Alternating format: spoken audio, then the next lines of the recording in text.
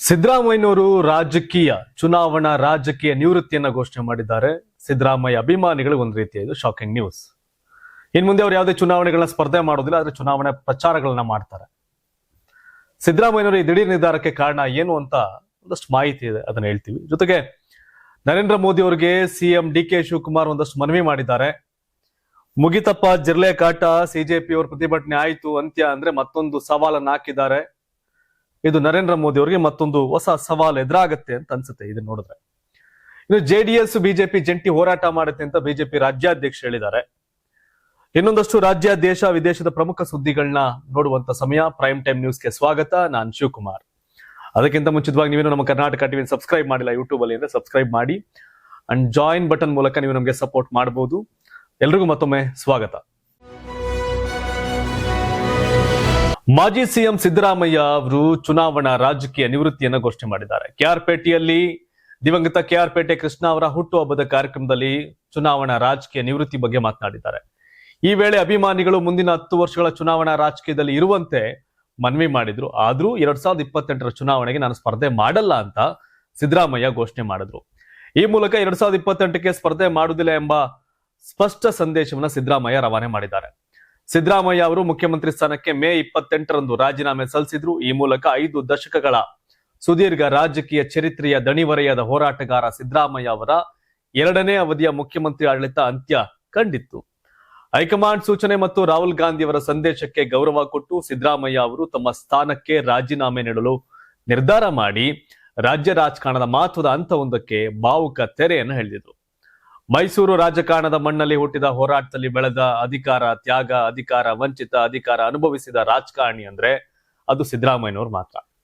ಕರ್ನಾಟಕ ರಾಜಕಾರಣದಲ್ಲಿ ಕೆಲವರು ಹುದ್ದೆ ಹಿಡಿದು ದೊಡ್ಡವರಾಗ್ತಾರೆ, ಕೆಲವರು ದೊಡ್ಡವರಾಗಿದ್ರಿಂದ ಹುದ್ದೆ ಹಿಡ್ಕೊಂಡು ಬರುತ್ತೆ. ಆದ್ರೆ ಸಿದ್ದರಾಮಯ್ಯ ಎರಡಕ್ಕಿಂತಲೂ ವಿಭಿನ್ನವಾದವರು.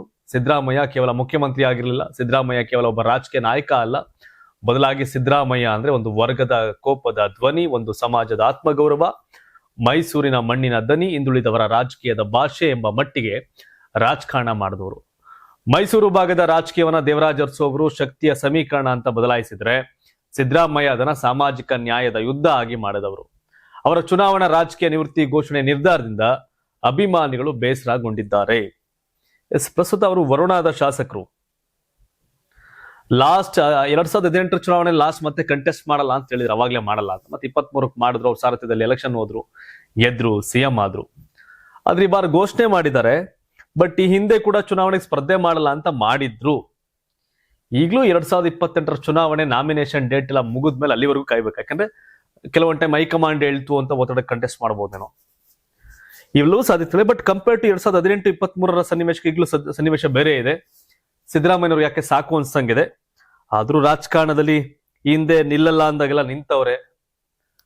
ಈಗ ಘೋಷಣೆ ಮಾಡಿದ್ದಾರೆ, ಬಟ್ ಆ ನಿಲುವಿಗೆ ಸ್ಟಿಕ್ ಆನ್ ಆಗ್ತಾರ ಮತ್ತೆ ಮನ್ಸು ಬದಲಾಯಿಸ್ತಾರ ಅಂತ ನೋಡ್ಬೇಕು. ಈಗ ನಿಮ್ಗೇನೋ ಅನ್ಸುತ್ತೆ, ಸಿದ್ದರಾಮಯ್ಯನವರು ಇನ್ನು ಮುಂದೆ ಚುನಾವಣೆ ಸ್ಪರ್ಧೆ ಮಾಡಲ್ಲ ಅಂತ ಏನ್ ಹೇಳಿದಾರಲ್ಲ, ಅದ್ರ ಬಗ್ಗೆ ತಮ್ಮ ಅಭಿಪ್ರಾಯ ಏನು? ಅವ್ರು ನಿಲ್ಬೇಕಾ ನಿಲ್ಬಾರ್ದ?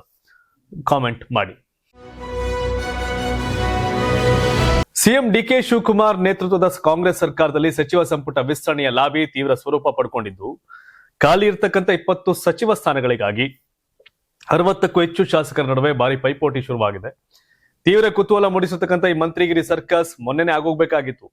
ಈ ದೆಹಲಿ ಪ್ರತಿಭಟನೆ ಕಾರಣಕ್ಕೆ ಫೈನಲ್ ಮಾಡ್ಕೋಬರಕ್ ಹೋದ್ರು ಪಟ್ಟಿನ, ಇವರು ಪ್ರತಿಭಟನೆಯಲ್ಲಿ ಭಾಗಿಯಾದ್ರು, ಸಿಎಂ ಮಾಜಿ ಸಿಎಂ ಎಲ್ಲ. ಸೊ ಹೀಗಾಗಿ ಮಂತ್ರಿಗಿರಿ ಸರ್ಕಸ್ ಶಮನಗೊಳಿಸಲು ಮತ್ತು ಅಂತಿಮ ಪಟ್ಟಿಗೆ ಅಂಕಿತ ಹಾಕೋಕೆ ಮಂಗಳವಾರ ಸಂಜೆ 6 ಗಂಟೆಗೆ ದೆಹಲಿಯಲ್ಲಿ ಕಾಂಗ್ರೆಸ್ ಹೈಕಮಾಂಡ್ ಮಹತ್ವದ ಸಭೆ ಕರೆದಿದೆ. ನೀಟ್ ಪರೀಕ್ಷೆ ಅಕ್ರಮ ಖಂಡಿಸಿ ನಡೆಯುತ್ತಿದ್ದ ಪ್ರತಿಭಟನೆಗಳ ಕಾವು ಶಮನಗೊಂಡ ಬೆನ್ನಲ್ಲೇ ಕಾಂಗ್ರೆಸ್ ವರಿಷ್ಠರು ಕರ್ನಾಟಕ ರಾಜಕಾರಣದತ್ತ ಗಮನ ನೆಟ್ಟಿದ್ದಾರೆ. ದೆಹಲಿಯಲ್ಲಿ ನಡೆಯಲಿರ್ತಕ್ಕಂಥ ಈ ಹೈವೋಲ್ಟೇಜ್ ಸಭೆಯಲ್ಲಿ ಹೊಸ ಸಚಿವರ ಪಟ್ಟಿಯನ್ನ ಅಂತಿಮಗೊಳಿಸುವ ಸಾಧ್ಯತೆ ಇದೆ. ಸಂಪುಟದಲ್ಲಿ ಖಾಲಿ ಇರುವ 20 ಸ್ಥಾನಗಳನ್ನ ಗೆಟ್ಟಿಸಿಕೊಳ್ಳಲು ಶಾಸಕರು ತೀವ್ರ ವಶೀಲ್ಬಾಜಿ ನಡೆಸಿದ್ದಾರೆ. ಮುಖ್ಯಮಂತ್ರಿ ಡಿ.ಕೆ. ಶಿವಕುಮಾರ್ ಹಾಗೂ ಮಾಜಿ ಮುಖ್ಯಮಂತ್ರಿ ಸಿದ್ದರಾಮಯ್ಯ ಅವರು ತಮ್ಮ ತಮ್ಮ ಆಪ್ತ ಶಾಸಕರ ಹೆಸರುಗಳನ್ನು ಒಳಗೊಂಡ ಪ್ರತ್ಯೇಕ ಪಟ್ಟಿಯನ್ನ ಸಿದ್ಧಪಡಿಸಿಕೊಂಡು ಈಗಾಗಲೇ ಹೈಕಮಾಂಡ್ಗೆ ಕೊಟ್ಟಿದ್ದಾರೆ. ಇನ್ನು ಉಭಯ ನಾಯಕರು ವರಿಷ್ಠರ ಸಮ್ಮುಖದಲ್ಲಿ ಈ ಪಟ್ಟಿಗಳನ್ನ ಪರಿಶೀಲಿಸಿ ಅಂತಿಮ ಒಮ್ಮತಕ್ಕೆ ಬರ್ತಾರೆ. ಸಿದ್ದರಾಮಯ್ಯ ಅವರ ಅನುಭವದ ಲೆಕ್ಕಾಚಾರ ಹಾಗೂ ಡಿ.ಕೆ. ಶಿವಕುಮಾರ್ ಅವರ ಸಂಘಟನಾತ್ಮಕ ಆಯ್ಕೆಗಳ ನಡುವೆ ಸಮತೋಲನ ಕಾಯ್ದುಕೊಳ್ಳುವುದು ಹೈಕಮಾಂಡ್ಗೆ ದೊಡ್ಡ ಸವಾಲಾಗಿದೆ. ಈ ಬಾರಿಯ ಸಂಪುಟ ರಚನೆಯಲ್ಲಿ ರಾಹುಲ್ ಗಾಂಧಿ ಅವರ ಯುವ ಫಾರ್ಮುಲಾ ಕೆಲಸ ಮಾಡಲಿದ್ದು, ಹಿರಿಯರಿಗಿಂತ ಹೆಚ್ಚಾಗಿ ಯುವಕರು ಮತ್ತು ಹೊಸ ಮುಖಗಳಿಗೆ ಹೆಚ್ಚಿನ ಆದ್ಯತೆ ನೀಡೋಕೆ ನಿರ್ಧಾರ ಮಾಡಲಾಗಿದೆ. ಇದರ ಜೊತೆಗೆ ಕನಿಷ್ಠ 2 ಮಹಿಳಾ ಶಾಸಕಿಯರಿಗೆ ಸಚಿವ ಸ್ಥಾನ ನೀಡುವ ಸಾಧ್ಯತೆ ಇದೆ. ಆದ್ರೆ ಈ ತೀರ್ಮಾನ ಹಿರಿಯ ಶಾಸಕರಲ್ಲಿ ಅಸಮಾಧಾನ ಮೂಡಿಸುವ ಭೀತಿಯೂ ಎದುರಾಗಿದೆ. ಯಾಕೆ ಅಸಮಾಧಾನ ಆಗ್ಬೇಕು? 33% ರಿಸರ್ವೇಶನ್ ತಂದ್ರೆ 100 ಜನ ಮಹಿಳಾ ನಾಯಕರು ಬರ್ತಾರೆ. ಸೊ ಹಾಗಾಗಿ ಮಹಿಳೆಯರಿಗೆ ಹೆಚ್ಚಿನ ಅವಕಾಶ ಕೊಡ್ಬೇಕು. ಅದ್ಯಾಕೆ ಕುರ್ಕತರ ಗೊತ್ತಿಲ್ಲ. ಇನ್ನು ಸಂಪುಟ ವಿಸ್ತರಣೆಯ ಜೊತೆಯಲ್ಲೇ ಲಿಂಗಾಯತ, ಪರಿಶಿಷ್ಟ ಪಂಗಡ ಹಾಗೂ ಹಿಂದುಳಿದ ವರ್ಗಗಳನ್ನ ಸಮಾಧಾನ ಪಡಿಸೋಕೆ ಹೆಚ್ಚುವರಿ ಉಪಮುಖ್ಯಮಂತ್ರಿ ಹುದ್ದೆಗಳೆಲ್ಲ ಸೃಷ್ಟಿಸುವ ಚರ್ಚೆಯೂ ಜೋರಾಗಿದೆ. ಡಿಸಿಎಂ ರೇಸ್ನಲ್ಲಿ ಸತೀಶ್ ಜಾರಕಿಹೊಳಿ, ಎಂಬಿ ಪಾಟೀಲ್ ಹಾಗೂ ಬಿಕೆ ಹರಿಪ್ರಸಾದ್ ಅವರ ಹೆಸರುಗಳು ಮುಂಚೂಣಿಯಲ್ಲಿದ್ದು, ಬಿಕೆ ಹರಿಪ್ರಸಾದ್ ಸೋಮವಾರವೇ ದೆಹಲಿಯಲ್ಲಿ ಬಿಡಲಿದ್ದಾರೆ. ಇತ್ತ ದೆಹಲಿಯಲ್ಲಿ ಸಂಪುಟ ವಿಸ್ತರಣೆಯ ಕಾವೇರುತ್ತಿದ್ದಂತೆಯೇ ಸಿಎಂ ಡಿಕೆ ಶಿವಕುಮಾರ್ ಅವರು ರಾಜ್ಯದ ಸಂಸದರ ಸಭೆ ಕರೆದಿರುವುದು ಭಾರಿ ಕುತೂಹಲ ಮೂಡಿಸಿದೆ. ಮಹದಾಯಿ, ಕಳಸಾ ಬಂಡೂರಿ ಮುಂತಾದ ನದಿ ನೀರು ಹಂಚಿಕೆ ಯೋಜನೆಗಳ ಚರ್ಚೆಗೆ ಈ ಸಭೆ ಎನ್ನಲಾಗಿದ್ರು ಇದು ಸಚಿವ ಸ್ಥಾನದ ಲಾಬಿಯನ್ನ ಸರಿದೂಗಿಸುವ ತಂತ್ರವೇ? ಯಾಕಂದ್ರೆ ಅಲ್ಲಿ ಬಿಜೆಪಿ ಎಂಪಿಗಳೇ ಜಾಸ್ತಿ ಅವರೇ, ಅದೇನಂತ ಬ್ಯಾಲೆನ್ಸ್ ಆಗುತ್ತೆ ಅಂತೇನಿಲ್ಲ. ಎಲ್ಲ ಓಕೆ ಆದ್ರೆ ಬುಧವಾರ ಅಥವಾ ಗುರುವಾರ ನೂತನ ಸಚಿವರ ಪ್ರಮಾಣ ವಚನ ಕಾರ್ಯಕ್ರಮ ನಡೆಯುತ್ತೆ. ಯಾಕಂದ್ರೆ ಆಗಸ್ಟ್ ಮೊದಲ ವಾರ ರಾಜ್ಯ ವಿಧಾನ ಮಂಡಲ ಅಧಿವೇಶನ ನಡೀತಾ ಇದೆ. ಪಕ್ಷದಲ್ಲಿ ಯಾವುದೇ ಅಸಮಾಧಾನದ ಹೊಗೆ ಆಡಬಾರದು ಅನ್ನೋ ಕಾರಣಕ್ಕೆ ಸಂಪುಟ ವಿಸ್ತರಣೆ ಪೂರ್ಣಗೊಳಿಸುವುದು ಕಾಂಗ್ರೆಸ್ ಪಾಲಿಗೆ ಅಗ್ನಿ ಪರೀಕ್ಷೆಯಾಗಿದೆ. ರಾಹುಲ್ ಗಾಂಧಿ ಹೊಸಬ್ರಿಗೆ ಅವಕಾಶ ಕೊಡಬೇಕು ಅಂತ ಇದ್ದಾರೆ. ಕೊಡ್ಲೇಬೇಕು. ಇದು ಒಳ್ಳೆ ಇದೇನ ಯಾರಪ್ಪನ ಮನೆ ಸ್ವತ್ತು ರಾಜಕಾರಣ ಮದ್ದು ಕೊಟ್ಟವ್ರಿಗೆ ಕೊಡಕ್ಕೆ ಮಾಡಬೇಕು ಅಂತಿದ್ದಾರೆ. ಒಂದ್ ಸರ್ಕಾರ ಅಂದಾಗ ಸಂಪುಟ ಇರುತ್ತೆ, ಸಂಪುಟ ಅಂದಾಗ ಮಂತ್ರಿಗಳು ಇರ್ತಾರೆ. ಆ ಮಂತ್ರಿಗಳಿಗೆ ಕೊಡಬೇಕು. ಖಾಲಿ ಉಳಿಸ್ಕೊಂಡು ಏನ್ ಮಾಡ್ತಾರೆ? ಕೊಡ್ಲೇಬೇಕು. ಈಗ ಮಾಡ್ಲಿ. ಆ ಇಲಾಖೆಗಳಿಗೆ ಮಂತ್ರಿಗಳಿದ್ರೆ ಕೆಲಸ ಸರಾಗವಾಗಿ ಆಗುತ್ತೆ. ಅದ್ ಬಿಟ್ರೆ ಬೇರೇನಿಲ್ಲ. ಮುಖ್ಯಮಂತ್ರಿ ಡಿಕೆ ಶಿವಕುಮಾರ್ ಅವರು ಪ್ರಧಾನಿ ನರೇಂದ್ರ ಮೋದಿ ಅವರಿಗೆ ಬೇಡಿಕೆಗಳನ್ನ ಮುಂದಿಟ್ಟಿದ್ದಾರೆ. ಹೌದು, ಬರ ಪರಿಸ್ಥಿತಿಯಿಂದ ನಾವು ಅತ್ಯಂತ ಕಷ್ಟಕರ ಸಮಯದ ಎದುರಿಸಿದ್ದೇವೆ. ಕೇಂದ್ರ ಸರ್ಕಾರ ಕನಿಷ್ಠ ಈ ಸಂದರ್ಭದಲ್ಲಾದ್ರೂ ನಮ್ಮೆಲ್ಲರಿಗೆ ನೆರವಾಗಬೇಕು ಅಂತ ಸಿಎಂ ಡಿಕೆ ಶಿವಕುಮಾರ್ ಮನವಿ ಮಾಡಿದರು. ರಾಜ್ಯದಲ್ಲಿ ಬರ ಪರಿಸ್ಥಿತಿ ಕುರಿತು ಬೆಂಗಳೂರಲ್ಲಿ ಮಾಧ್ಯಮಗಳೊಂದಿಗೆ ಮಾತನಾಡಿದಂತ ಅವರು, ದೆಹಲಿಯ ಕರ್ನಾಟಕ ಭವನದಲ್ಲಿ ರಾಜ್ಯದ ಎಲ್ಲಾ ಸಂಸದರ ಉನ್ನತ ಮಟ್ಟದ ಸಭೆ ಕರೆದಿದ್ದೀನಿ. ಸಭೆಯಲ್ಲಿ ಬರದ ವಿಚಾರ ಚರ್ಚೆ ಮಾಡಲಿದ್ದೇನೆ ಅಂತ ತಿಳಿಸಿದ್ರು. ಸುಮಾರು 7 ಅಥವಾ 8 ಸಚಿವರು ದೆಹಲಿಯಲ್ಲಿ ಈ ಸಭೆಯಲ್ಲಿ ಭಾಗಿಯಾಗ್ತಾರೆ. ರಾಜ್ಯಕ್ಕೆ ಸಂಬಂಧಿಸಿದ ವಿವಿಧ ಪ್ರಮುಖ ವಿಚಾರಗಳನ್ನ ಕೇಂದ್ರ ಸರ್ಕಾರದ ಮುಂದಿಡಲು ನಾವು ಬಯಸಿದ್ದೇವೆ. ರಾಜ್ಯದ ಹಿತದೃಷ್ಟಿಯಿಂದ ಎಲ್ಲರೂ ಒಟ್ಟಾಗಿ ಕೆಲಸ ಮಾಡ್ತಾರೆ ಎಂಬ ವಿಶ್ವಾಸ ನನಗಿದೆ. ಯಾಕಂದ್ರೆ ಬರ ಪರಿಸ್ಥಿತಿಯಿಂದ ನಾವು ಅತ್ಯಂತ ಕಷ್ಟಕರ ಸಮಯವನ್ನ ಫೇಸ್ ಮಾಡ್ತಾ ಇದ್ದೇವೆ. ಕೇಂದ್ರ ಸರ್ಕಾರ ಕನಿಷ್ಠ ಈ ಸಂದರ್ಭದಲ್ಲಾದ್ರೂ ನಮ್ಮೆಲ್ಲರ ನೆರವಿಗೆ ಬರಬೇಕು ಅನ್ನೋದು ಡಿಕೆ ಶಿವಕುಮಾರ್ ಅವರ ನಿಲುವು. ಕರೆಕ್ಟ್. ಒಬ್ಬ ಮುಖ್ಯಮಂತ್ರಿಯಾಗಿ ಕೇಂದ್ರ ಸರ್ಕಾರವನ್ನ, ಪ್ರಧಾನಿಯನ್ನ ಅಪ್ರೋಚ್ ಮಾಡೋ ತಪ್ಪಲ್ಲ. ಯಾಕಂದ್ರೆ ಅಲ್ಲಿಂದ ಏನೇನು ಬರ್ಬೇಕು, ಫಂಡ್ ಅವೆಲ್ಲ ಬರ್ಬೇಕಲ್ಲ ನಮ್ಗೆ ಅಲ್ವಾ? ಇಲ್ಲಿಂದ ಟ್ಯಾಕ್ಸ್ ಡಿವೈಡ್ ಆಗಿ ಹೋಗುತ್ತೆ ಅಂದಾಗ ಆ ತೆರಿಗೆ ಹಣ ಹೌದು ಆರ್ಮಿಗೆ ಹೋಗುತ್ತೆ, ಗಡಿ ಕಾಯಕ್ ಹೋಗುತ್ತೆ, ದೇಶದ ಭದ್ರತೆ ಆಚೆ ಈಚೆ ಎಲ್ಲ ಹೋದ್ರು ಕೂಡ ಇನ್ನೊಂದಷ್ಟು ಅಮೌಂಟ್ ನಮ್ಮ ಅಭಿವೃದ್ಧಿಗೆ ಬರ್ಬೇಕಲ್ಲ, ಅದನ್ನ ಕೇಳ್ತಾ ಇದ್ದಾರೆ. ಇನ್ನು ಈ ಮುಂಗಾರಿನ ಅಧಿವೇಶನ ಈಗಾಗಲೇ ಪ್ರಾರಂಭ ಆಗಿದೆ ಕೇಂದ್ರದಲ್ಲಿ. ಸೊ ಇನ್ನು ಬಾಕಿ ಇರ್ತಕ್ಕಂಥ ಬಹುತೇಕ ಯೋಜನೆಗಳು ಮತ್ತೆ ಒಂದಷ್ಟು ನೀರಿನ ಸಮಸ್ಯೆಗಳಾಗ್ಬೋದು, ಇವೆಲ್ಲವನ್ನೂ ಸೇರ್ಕೊಂಡಾಗ ಈಗ ಲೋಕಸಭಾ ಸಂಸದರು, ರಾಜ್ಯಸಭಾ ಸಂಸದರು ಇವರೆಲ್ಲರನ್ನೂ ಒಳಗೊಂಡಂತ ಸಭೆ ಈಗ ಸಂಸದರು ಕರೆದಿರೋದು. ಈಗಾಗಲೇ ನಮ್ಮಲ್ಲಿ ಪ್ರಹ್ಲಾದ್ ಜೋಶಿ ಇದ್ದಾರೆ, ಸೋಮಣ್ಣ ಇದ್ದಾರೆ, ಶೋಭಾ ಕರಂದ್ಲಾಜೆ ಇದ್ದಾರೆ. ಅದೆಲ್ಲ ಪ್ರಭಾವಿಗಳು. ನಿರ್ಮಲಾ ಸೀತಾರಾಮನ್ ನಮ್ಮಿಂದ ಆಯ್ಕೆ ಆಗುವುದವರು. ಸೊ ಹಾಗಾಗಿ ಅವರೆಲ್ಲರೂ ಅವರೆಲ್ಲ ಅಟೆಂಡ್ ಆಗಿ ಅವ್ರ ಮೂಲಕ ಕೇಂದ್ರ ಸರ್ಕಾರದ ಒತ್ತಡ ಹಾಕೋ ಕೆಲಸ ಮಾಡ್ತಾರೆ. ಆಮೇಲೆ ಒಳ್ಳೆ ಫ್ರೆಂಡು ಡಿ ಕೆ ಶಿವಕುಮಾರ್ ಮೋದಿಗೆ. ಇವ್ರನ್ನ ಅವಾಗ ಕ್ಯಾಚ್ ಹಾಕಕ್ ನೋಡಿದ್ರು, ಇವ್ರು ಹೋಗಿರ್ಲಿಲ್ಲ ಅಲ್ಲಿಗೆ. ಕ್ಯಾಚ್ ಹಾಕಕ್ಕೆ ಬಿಜೆಪಿ ಕರಿಯಕ್ ನೋಡಿದ್ರು, ಹೋಗದೆ ಗಟ್ಟಿಯಾಗಿ ನಿಂತ್ಕೊಂಡ್ರು. ಕಾಂಗ್ರೆಸ್ ಅಲ್ಲಿ ಮುಖ್ಯಮಂತ್ರಿ ಆದ್ರು ಡಿ ಕೆ ಶಿವಕುಮಾರ್. ಹಾಗಾಗಿ ಸಂಸದರ ಮೂಲಕವೂ ಕೂಡ ನರೇಂದ್ರ ಮೋದಿಯನ್ನ ಒಂದ್ ಸ್ವಲ್ಪ ಎಳೆಯೋಕೆ ಹೊರಟಂಗೆ ಕಾಣ್ತಿದೆ. ಈಗ ಟಿ ಬಿ ಜಯಚಂದ್ರ ಅವರೇ ದೆಹಲಿ ವಿಶೇಷ ಪ್ರತಿನಿಧಿ. ಅವ್ರ ಮೂಲಕ ಎಲ್ಲಾ ಸಂಸದರನ್ನ ಸಭೆಯಲ್ಲಿ ಭಾಗಿಯಾಗೋಕೆ ಕೋಆರ್ಡಿನೇಟ್ ಮಾಡಕ್ ಹೇಳಿದ್ದಾರೆ. ಹಾಗಾಗಿ ಸಂಸದರು ಸಭೆಯಲ್ಲಿ ಭಾಗಿಯಾಗ್ತಾರೆ. ಇನ್ನೊಂದು ಕರ್ನಾಟಕಕ್ಕೆ ಲಾಭ, ಅವಕಾಶ ಅಂತ ಹೇಳ್ಬೋದು.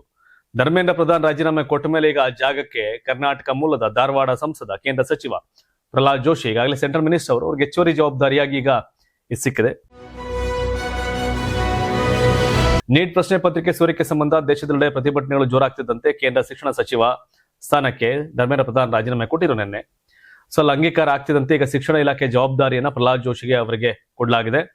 ಇದರ ಬೆನ್ನಲ್ಲೇ ಜೋಶಿ ಅವರು ಇಂದು ಅಧಿಕಾರ ಸ್ವೀಕಾರ ಮಾಡಿದ್ದು ಮೊದಲ ಸಭೆಯಲ್ಲಿ ಅಧಿಕಾರಿಗಳಿಗೆ ಖಡಕ್ ಸಲಹೆಯನ್ನು ಕೊಟ್ಟಿದ್ದಾರೆ. ಇಲಾಖೆಗೆ ಸಂಬಂಧಪಟ್ಟಂತೆ ಸಹಜ ಚರ್ಚೆ ನಡೆಸಿದ್ರು. ಈ ವೇಳೆ ಇತ್ತೀಚಿನ ಬೆಳವಣಿಗೆಗಳ ಕುರಿತು ಗಹನ ಚರ್ಚೆ ನಡೆಸಿದ್ರು. ಪ್ರಧಾನಿ ನರೇಂದ್ರ ಮೋದಿ ಅವರ 12 ವರ್ಷದ ಸಮರ್ಥ ಆಡಳಿತ ಹಾಗೂ ಧರ್ಮೇಂದ್ರ ಪ್ರಧಾನ್ ಅವರ ಸಾರಥ್ಯದಲ್ಲಿ ಶೈಕ್ಷಣಿಕ ಕ್ಷೇತ್ರದಲ್ಲಿ ಮಹತ್ವದ ಬದಲಾವಣೆಗಳಾಗಿವೆ. ದೇಶಾದ್ಯಂತ ಶೈಕ್ಷಣಿಕ ಸುಧಾರಣೆಗೆ ಹೊಸ ನೀತಿಯಡಿ ಕ್ರಾಂತಿಕಾರಿ ಹೆಜ್ಜೆ ಇರಿಸಲಾಗಿದೆ. ಮುಂದೆಯೂ ವಿದ್ಯಾರ್ಥಿಗಳ ಅಭ್ಯುದಯಕ್ಕೆ ಒತ್ತು ನೀಡಿ ಪಾರದರ್ಶಕವಾಗಿ ಮತ್ತಷ್ಟು ವೇಗದ ಹೆಜ್ಜೆ ಇಡೋಣ ಅಂತ ಅಧಿಕಾರಿಗಳಿಗೆ ಸೂಕ್ತ ನಿರ್ದೇಶನ ಕೊಟ್ಟರು. ಪ್ರಧಾನಿ ಮೋದಿ ಅವರು ನನ್ನ ಮೇಲೆ ವಿಶ್ವಾಸವಿರಿಸಿ ಶಿಕ್ಷಣ ಇಲಾಖೆ ಹೆಚ್ಚುವರಿ ಜವಾಬ್ದಾರಿ ವಹಿಸಿದ್ದಾರೆ. ಇದಕ್ಕಾಗಿ ಅವರಿಗೆ ಧನ್ಯವಾದಗಳು ಅಂತ ಜೋಶಿ ಇದೇ ವೇಳೆ ಸಚಿವಾಲಯದ ಉನ್ನತ ಅಧಿಕಾರಿಗಳ ಸಹಕಾರ ಕೋರಿದ್ರು. ಪ್ರಸ್ತುತ ಎದುರಾಗಿರ್ತಕ್ಕಂಥ ನೀಟ್ ಪ್ರಶ್ನೆ ಪತ್ರಿಕೆ ಸೋರಿಕೆ ಪ್ರಕರಣ ಸಂಬಂಧ ಪ್ರಧಾನಿ ಅವರು ಫಾಸ್ಟ್ ಟ್ರ್ಯಾಕ್ ಕೋರ್ಟ್ 10 ವರ್ಷ ಸಜೆ ಕೋಟ್ಯಂತರ ರೂಪಾಯಿ ದಂಡದಂತ ಕಠಿಣ ಕಾನೂನು ಕ್ರಮ ಕೈಗೊಂಡಿದ್ದಾರೆ ಅಂತ ಸಚಿವರು ಈ ಟೈಮಲ್ಲಿ ಹೇಳಿದ್ರು. ದೇಶದ ಶೈಕ್ಷಣಿಕ ವ್ಯವಸ್ಥೆ ಸುಧಾರಣೆ, ಸುರಕ್ಷತೆ, ಸ್ಪರ್ಧಾತ್ಮಕ ಪರೀಕ್ಷೆಗಳಲ್ಲಿ ಇನ್ನೂ ಹೆಚ್ಚಿನ ಪಾರದರ್ಶಕತೆಯತ್ತ ನಿಗಾ ವಹಿಸೋಣ ಅಂತ ಯಾವುದೇ ಪರೀಕ್ಷೆಗಳ ಪ್ರಶ್ನೆ ಪತ್ರಿಕೆ ಸೋರಿಕೆ ಆಗದಂತೆ ಕಟ್ಟೆಚ್ಚರ ವಹಿಸಬೇಕು ಮತ್ತು ವಿದ್ಯಾರ್ಥಿಗಳ ಹಿತದೃಷ್ಟಿಯಿಂದ ತ್ವರಿತ ಫಲಿತಾಂಶ ಪ್ರಕಟಣೆ, ಮೂಲಸೌಕರ್ಯಕ್ಕೆ ಆದ್ಯತೆ ನೀಡಿ ಕಾರ್ಯನಿರ್ವಹಿಸಬೇಕು ಅಂತ ಸಚಿವರು ಅಧಿಕಾರಿಗಳು ಸೂಚನೆ ಕೊಟ್ಟರು. ಈಗಾಗಲೇ ಅನುಭವಿಸ್ತಾವ್ರೆ ಅದರ ಎಫೆಕ್ಟ್. ಹಾಗಾಗಿ ಜೋಶಿ ಕರ್ನಾಟಕ ಮೂಲದವರು ಹುಷಾರಾಗಿ ಹ್ಯಾಂಡಲ್ ಮಾಡೋದ್ರಲ್ಲಿ ಎತ್ತಿದ ಕೈ ಅವರು. ನೋಡ್ಬೇಕು ಇದನ್ನ ಹೆಂಗೆ ಹ್ಯಾಂಡಲ್ ಮಾಡ್ತಾರೆ ಅಂತ.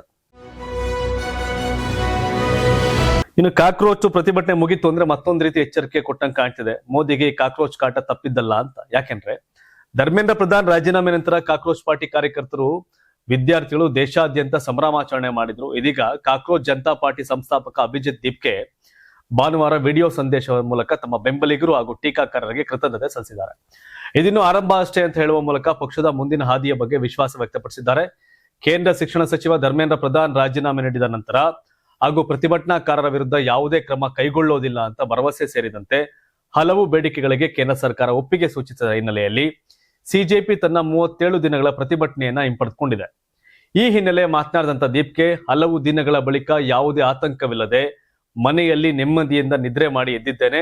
ಯಾಕಂದ್ರೆ ಕಳೆದ 37 ದಿನಗಳು ತಮ್ಮ ತಂಡಕ್ಕೆ ಅತ್ಯಂತ ಸವಾಲಿನ ದಿನಗಳಾಗಿದ್ವು ಅಂತ ಹೇಳಿದ್ದಾರೆ. ದೇಶದ ವಿವಿಧ ಭಾಗಗಳಿಂದ ತಮ್ಮ ಚಳುವಳಿಗೆ ಬೆಂಬಲ ನೀಡಿದ ಪ್ರತಿಯೊಬ್ಬರಿಗೂ ಹೃತ್ಪೂರ್ವಕ ಧನ್ಯವಾದ ತಿಳಿಸಿದ ದೀಪ್ಗೆ, ನಮ್ಮ ಮೇಲೆ ನಂಬಿಕೆ ಇಟ್ಟು ಎಲ್ಲರೂ ಅನುಮಾನ ವ್ಯಕ್ತಪಡಿಸುತ್ತಿದ್ದ ಸಮಯದಲ್ಲೂ ನಮ್ಮ ಜೊತೆ ನಿಂತ ಪ್ರತಿಯೊಬ್ಬರಿಗೂ ನಾನು ಚಿರಋಣಿ. ನಿಮ್ಮ ಬೆಂಬಲವಿಲ್ಲದೆ ಈ ಹೋರಾಟ ಯಶಸ್ವಿ ಆಗ್ತಿರ್ಲಿಲ್ಲ ಅಂತ ಹೇಳಿದ್ದಾರೆ. ಅಷ್ಟೇ ಅಲ್ಲದೆ ಪ್ರತಿಭಟನೆ ಮುಗಿದ ಬಳಿಕ ಜಂತರ್ ಮಂತರ್ನಲ್ಲಿ ಉಳಿದಿದ್ದ ಬೆಂಬಲಿಗರನ್ನ ಭೇಟಿಯಾಗಲು ಸಾಧ್ಯವಾಗದಿದ್ದಕ್ಕೆ ಕ್ಷಮೆಯಾಚಿಸಿದ್ದಾರೆ. ತಮಗೆ ಟೈಫಾಯ್ಡ್ ಕಾಣಿಸಿಕೊಂಡಿದ್ದು 101 ಡಿಗ್ರಿವರೆಗೆ ಜ್ವರ ಹೇರಿದ್ದ ಕಾರಣ ಮನೆಗೆ ಮರಳಬೇಕಾಯಿತು ಅಂತ ದೀಪ್ಗೆ ತಿಳಿಸಿದ್ದಾರೆ. ನೀವು ದೇಶಕ್ಕಾಗಿ ಮಾಡಿದ ಸೇವೆಯನ್ನ ನಾನು ಎಂದಿಗೂ ಮರೆಯೋದಿಲ್ಲ. ನಿಮ್ಮ ಸಹಕಾರವಿಲ್ಲದೆ ನಾವು ನಮ್ಮ ಗುರಿ ಸಾಧಿಸಲು ಸಾಧ್ಯವಾಗ್ತಿರ್ಲಿಲ್ಲ. ನಿಮ್ಮೆಲ್ಲರಿಗೂ ನನ್ನ ಹೃತ್ಪೂರ್ವಕ ವಂದನೆಗಳು. ನಮ್ಮನ್ನ ಗಂಭೀರವಾಗಿ ತೆಗೆದುಕೊಳ್ಳಿಲ್ಲ ಅಂತ ಹೇಳಿದವರು, ನಮ್ಮ ಪ್ರತಿಭಟನೆಯನ್ನ ಪ್ರಶ್ನಿಸಿದವರು ಮತ್ತು ನಮ್ಮನ್ನ ಟೀಕಿಸಿದವರಿಂದಲೇ ನಾವು ಇನ್ನಷ್ಟು ಉತ್ತಮವಾಗಲು ಸಾಧ್ಯವಾಯಿತು. ನಿಮ್ಮ ಪ್ರಶ್ನೆಗಳು ಮತ್ತು ಟೀಕೆಗಳು ನಮ್ಮನ್ನ ಸುಧಾರಿಸಿಕೊಳ್ಳಲು ನೆರವಾದವು. ಅದಕ್ಕಾಗಿಯೇ ನಾವು ನಮ್ಮ ಭರವಸೆಗಳನ್ನ ಈಡೇರಿಸಲು ಸಾಧ್ಯವಾಯಿತು ಅಂತ ಟೀಕಾಕಾರರಿಗೂ ಕೃತಜ್ಞತೆ ಸಲ್ಲಿಸಿದ್ದಾರೆ. ಮುಂದುವರೆದು ಮೊದಲ ದಿನದಿಂದಲೇ ನಾನು ಹೇಳ್ತಿದ್ದೇನೆ, ಇದು ಕೇವಲ ಆರಂಭ ಮಾತ್ರ. ಕಾಕ್ರೋಚ್ ಜನತಾ ಪಾರ್ಟಿಗೆ ಇನ್ನೂ ಬಹಳ ದೂರದ ಪ್ರಯಾಣ ಬಾಕಿ ಇದೆ. ನಾವು ಖಂಡಿತವಾಗಿಯೂ ಇನ್ನಷ್ಟು ದೊಡ್ಡ ಮಟ್ಟದಲ್ಲಿ ಮುನ್ನಡೆಯುತ್ತೇವೆ. ಇದು ಕೇವಲ ಆರಂಭ ಅಂತ ವಿಡಿಯೋ ಸಂದೇಶದಲ್ಲಿ ಹೇಳಿದ್ದಾರೆ. ಕರೆಕ್ಟ್, ನಿಲ್ಬಾರ್ದು, ಇದು ಮುಂದಕ್ಕೆ ಹೋಗ್ತಾ ಇರಬೇಕು. ಯಾಕೆಂದ್ರೆ ಅನ್ಯಾಯ ಆದಾಗ ಅಲ್ಲೆಲ್ಲ ಪ್ರತಿಭಟಿಸಬೇಕು. ಅದಕ್ಕೊಂದು ಪೊಲಿಟಿಕಲ್ ರೂಪ. ಹೆಂಗ್ ಕಂಟೆಸ್ಟ್ ಮಾಡ್ತಾರೆ, ನೆಕ್ಸ್ಟ್ ಕಂಟೆಸ್ಟ್ ಮಾಡ್ಬೇಕಾರೆ ಯಾರ ಜೊತೆ ಮೈತ್ರಿ ಆಯ್ತಾರ, ಇಲ್ಲ ಟಿವಿಕೆ ತರ ಇಡೀ ದೇಶಾದ್ಯಂತ ಸಿಜೆಪಿ ಪಾರ್ಟಿ ಕ್ಯಾಂಡಿಡೇಟ್ ಹಾಕತ್ತಾ, ಇವೆಲ್ಲದಕ್ಕೂ ಒಂದು ಕ್ಲಾರಿಟಿ ಕೊಟ್ಕೊಂಡು ಹೋಗ್ಬೇಕು ಮುಂದೆ ಅವರು. ನಿಮ್ಗೇನಿಸುತ್ತೆ ನೆಕ್ಸ್ಟ್ ಲೋಕಸಭಾ ಎಲೆಕ್ಷನ್ ಅಲ್ಲಿ ನಿಮ್ಮ ಆಯ್ಕೆ ಬಿಜೆಪಿ ನೇತೃತ್ವದ NDAನ, ಕಾಂಗ್ರೆಸ್ ನೇತೃತ್ವದ INDAನ ಅಥವಾ ಸಿಜೆಪಿನ, ಅಥವಾ ಸಿಜೆಪಿ ಕೂಡ ಪಾರ್ಟ್ ಆಫ್ ದ ಕಾಂಗ್ರೆಸ್ ಸೇರಿದ್ರೆ ಅದಕ್ಕೆ ಸಪೋರ್ಟ್ ಮಾಡ್ತೀರಾ? ಕಾಮೆಂಟ್ ಮಾಡಿ. ಮುಂದಿನ ವಿಧಾನಮಂಡಲ ಅಧಿವೇಶನದಲ್ಲಿ ರಾಜ್ಯದ ಜನರನ್ನ ಕಾಡುತ್ತಿರುವ ಎಲ್ಲಾ ಜ್ವಲಂತ ಸಮಸ್ಯೆಗಳ ಕುರಿತು ಬಿಜೆಪಿ ಮತ್ತು ಜೆಡಿಎಸ್ ಒಗ್ಗಟ್ಟಿನಿಂದ ಆಡಳಿತಾರೂಢ ಕಾಂಗ್ರೆಸ್ ಸರ್ಕಾರವನ್ನ ಪ್ರಶ್ನೆ ಮಾಡುತ್ತೆ ಅಂತ ಬಿಜೆಪಿ ರಾಜ್ಯಾಧ್ಯಕ್ಷ ವಿಜಯೇಂದ್ರ ಹೇಳಿದರು. ಪಕ್ಷದ ಎಲ್ಲಾ ಶಾಸಕರು ಮತ್ತು ವಿಧಾನ ಪರಿಷತ್ ಸದಸ್ಯರ ಸಭೆ ಕರೆಯಲಾಗುವುದು. ವಿರೋಧ ಪಕ್ಷದ ನಾಯಕರೊಂದಿಗೆ ಚರ್ಚಿಸಿ ಅಧಿವೇಶನದ ಕಾರ್ಯತಂತ್ರ ರೂಪಿಸಲಾಗುವುದು. ಕನಕಪುರದಲ್ಲಿ ಪ್ರಸ್ತಾಪಿಸಿರುವ ವಿಮಾನ ನಿಲ್ದಾಣ ಯೋಜನೆ, ರಾಜ್ಯದ ಬರ ಪರಿಸ್ಥಿತಿ ಸೇರಿದಂತೆ ಜನಜೀವನಕ್ಕೆ ಸಂಬಂಧಿಸಿದ ಎಲ್ಲಾ ವಿಷಯಗಳ ಬಗ್ಗೆ ಸಮಗ್ರ ಚರ್ಚೆ ನಡೆಸಲಾಗುವುದು ಅಂತ ಹೇಳಿದರು. ಮಾಜಿ ಪ್ರಧಾನಿ HD ದೇವೇಗೌಡ ಅವರ ಧರ್ಮಪತ್ನಿ ಚೆನ್ನಮ್ಮ ಅವರ ನಿಧನದ ಹಿನ್ನೆಲೆಯಲ್ಲಿ ಇದುವರೆಗೆ ಸಮಾಲೋಚನೆ ನಡೆಸಲು ಸಾಧ್ಯವಾಗಿರಲಿಲ್ಲ. ಜೆಡಿಎಸ್ ಮುಖಂಡರೊಂದಿಗೆ ಚರ್ಚಿಸಿದ ಬಳಿಕ ಅಂತಿಮ ನಿರ್ಧಾರ ತೆಗೆದುಕೊಳ್ಳಲಾಗುವುದು ಅಂತ ವಿಜೇಂದ್ರ ಹೇಳಿದರು. ಅಕ್ರಮಗಳಿಗೆ ಕಾಂಗ್ರೆಸ್ ಸರ್ಕಾರದೊಂದಿಗೆ ಇಂದಿನಿಂದಲೂ ಅವಿನಾಭಾವ ಸಂಬಂಧ ಇದೆ ಅಂತ ಆರೋಪಿಸಿದ ವಿಜೇಂದ್ರ, ಭ್ರಷ್ಟರನ್ನ ರಕ್ಷಿಸುವ ಕೆಲಸವನ್ನ ಕಾಂಗ್ರೆಸ್ ನಿರಂತರವಾಗಿ ಮಾಡ್ತಿದೆ ಅಂತ ಟೀಕೆ ಮಾಡಿದ್ರು. ಗ್ಯಾರಂಟಿ ಯೋಜನೆಗಳ ಹೆಸರಿನಲ್ಲಿ ಪ್ರಚಾರ ಮಾಡಿಕೊಂಡು ಕಾಂಗ್ರೆಸ್ ಸರ್ಕಾರ ಅಭಿವೃದ್ಧಿಯನ್ನ ಸಂಪೂರ್ಣ ನಿರ್ಲಕ್ಷ್ಯ ಮಾಡಿದೆ.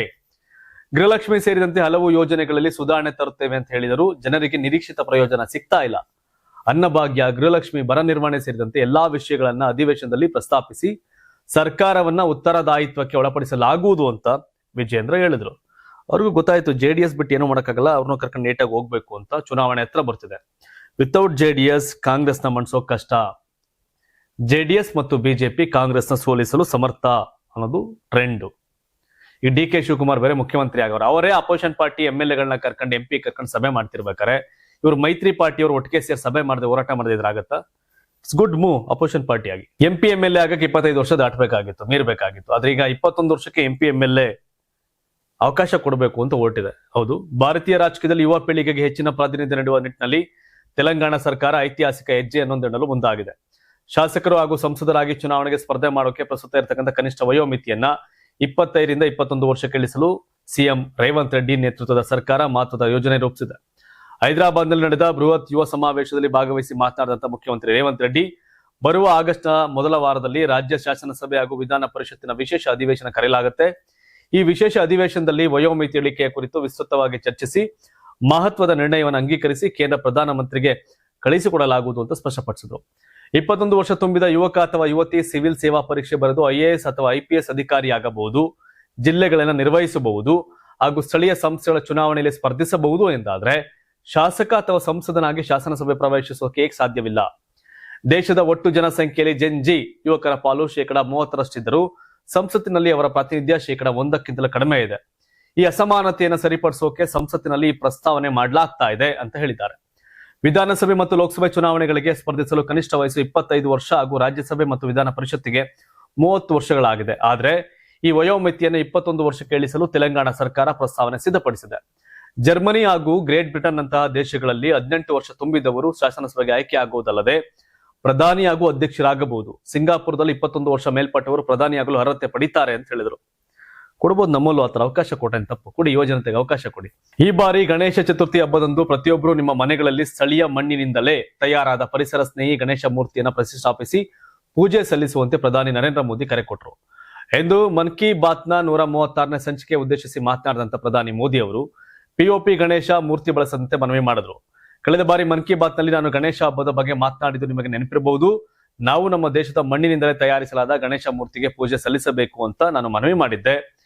POP ಇಂದ ತಯಾರಿಸಲಾದ ಗಣೇಶ ಮೂರ್ತಿಯಾಗಲಿ ಅಥವಾ ವಿದೇಶದಿಂದ ಬಂದ ಗಣೇಶನ ಮೂರ್ತಿ ಪ್ರತಿಮೆಯೇ ಆಗಿರಲಿ, ಅದರ ಬದಲು ನಾವು ನಮ್ಮದೇ ದೇಶದ ಮಣ್ಣಿನಿಂದ ತಯಾರಿಸಲಾದ ಗಣೇಶನ ಮೂರ್ತಿಯನ್ನು ಮನೆಯಲ್ಲಿ ಪ್ರತಿಷ್ಠಾಪಿಸಬೇಕು.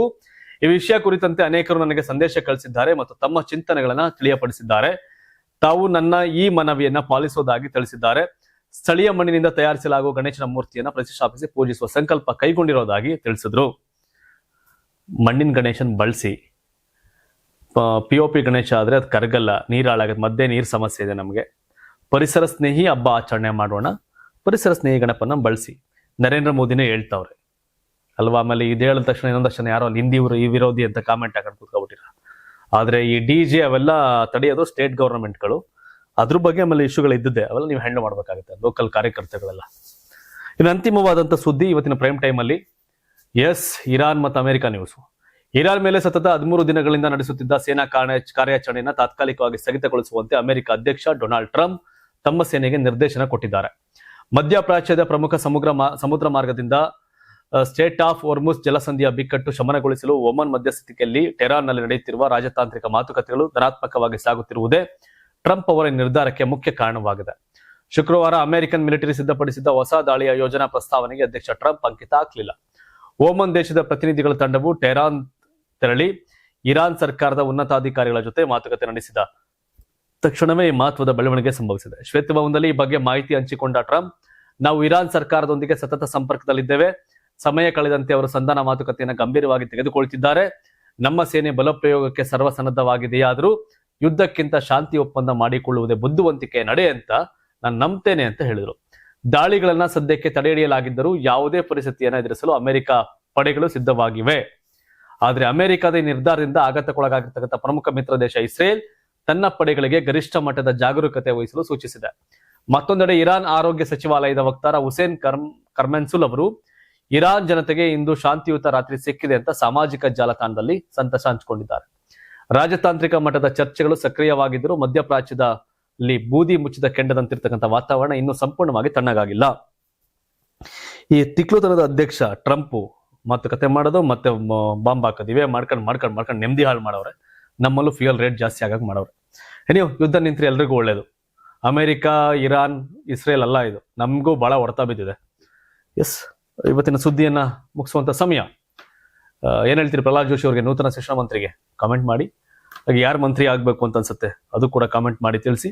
ನಿಮ್ ಪ್ರಕಾರ ಈಗ ಲೋಕಸಭಾ ಚುನಾವಣೆ ಇದೆ, ನಿಮ್ ಸಪೋರ್ಟ್ ಯಾರಿಗೆ? BJP ನೇತೃತ್ವದ NDAಗ ಕಾಂಗ್ರೆಸ್ ನೇತೃತ್ವದ INDAಗ ಅಥವಾ ಕಾಕ್ರೋಚ್ ಪಾರ್ಟಿಗ ಅಥವಾ ಕಾಕ್ರೋಚ್ ಪಾರ್ಟಿ ಕಾಂಗ್ರೆಸ್ ಜೊತೆ ಸೇರ್ಕೊಂಡ್ರೆ ಒಳ್ಳೇದಾ?